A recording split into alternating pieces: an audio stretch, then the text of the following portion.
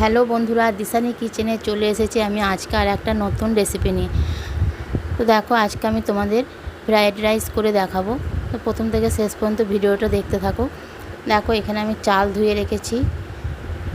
দেখো, এখানে আমি গাজর আর বিন কুচো কুচো করে রেখেছি, চিনি গুঁড়ো করে রেখেছি, এখানে কাজু আর কিশমিশ আছে।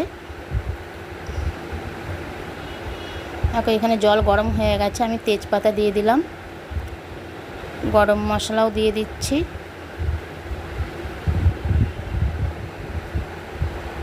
পরিমাণ মতো নুন দিলাম,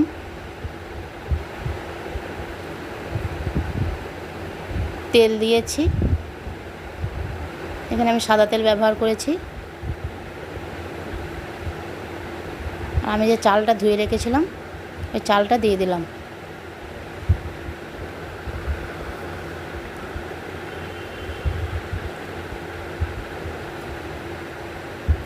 এরপর আমি ঢাকা দিয়ে এটা রান্না করে নেব। দেখো, এখানে আমি কড়াইয়ের মধ্যে তেল নিয়েছি, তেলটা গরম হয়ে গেছে, এখানে আমি গাজরটা ভেজে নেব। ঢাকা দিয়ে ভাজবো না, ঢাকা ছাড়াই ভাজবো। দেখো, গাজরটা আমার ভাজা হয়ে গেছে, এর মধ্যে আমি বিনটাও দিয়ে দেবো, বিনটাও ভেজে নেব।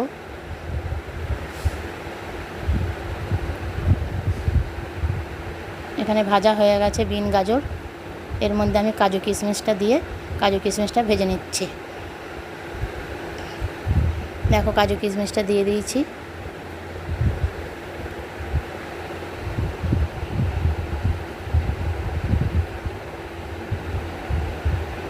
এখানে আমার উপকরণগুলো ভাজা হয়ে গেছে, আমি একটা পাত্রে তুলে নিচ্ছি।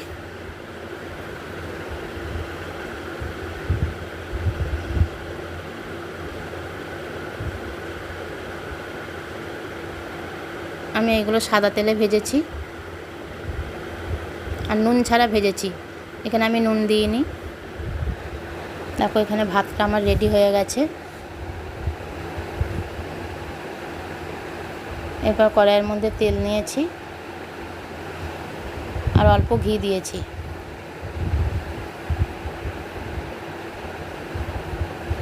এখানে এলাচ, লবঙ্গ আর দারুচিনি দিচ্ছি।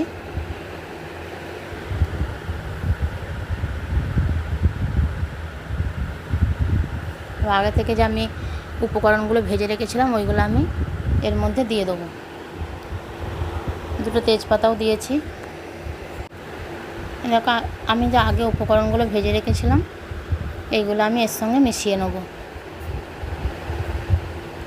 তো বন্ধুরা, তোমরা এই রেসিপিটা বাড়িতে একবার করে দেখো, ভালো লাগলে আমাকে কমেন্ট করে জানিও। দেখো, এগুলো আমি দিয়ে দিলাম, এবার আমি ঘিয়ের সঙ্গে ভালো করে মিশিয়ে নেব। দেখো, এটা আমার মেশানো হয়ে গেছে। এবার আমি যে ভাতটা বানিয়ে রেখেছিলাম এর মধ্যে কিছুটা ভাত আমি দিয়ে দিচ্ছি। দেখো, এখানে আমি ভাতটা দিয়ে দিচ্ছি।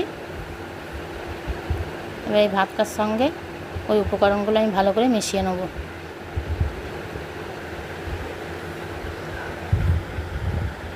দেখো, আমি এখানে মিশিয়ে নিচ্ছি। দেখো, দেখতে কত ভালো লাগছে।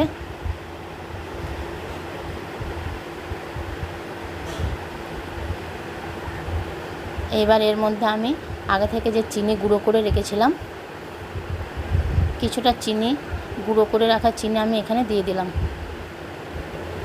এটাও ভালো করে মিশিয়ে নেব। এখানে আমি মিষ্টিটা একটু বেশি করেই দেবো, কারণ আমার বাড়ির সবাই মিষ্টিটাই বেশি পছন্দ করে। এক পাট হয়েছে, এর মধ্যে আবার আমি কিছুটা ভাত দিয়ে দেবো। দেখো, চিনি দিয়ে দিলাম।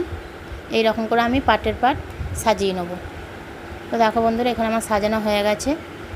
আমি ঢাকা দিয়ে 10 মিনিট ফ্লেমে চাপিয়ে রেখেছিলাম। দেখো, এখানে রেসিপিটা আমার রেডি হয়ে গেছে। ভিডিওটা যদি তোমাদের ভালো লেগে থাকে লাইক, কমেন্ট, শেয়ার করো আর পাশে থেকো। আজকে এখানে শেষ করছি, দেখা হচ্ছে পরের ভিডিওয়।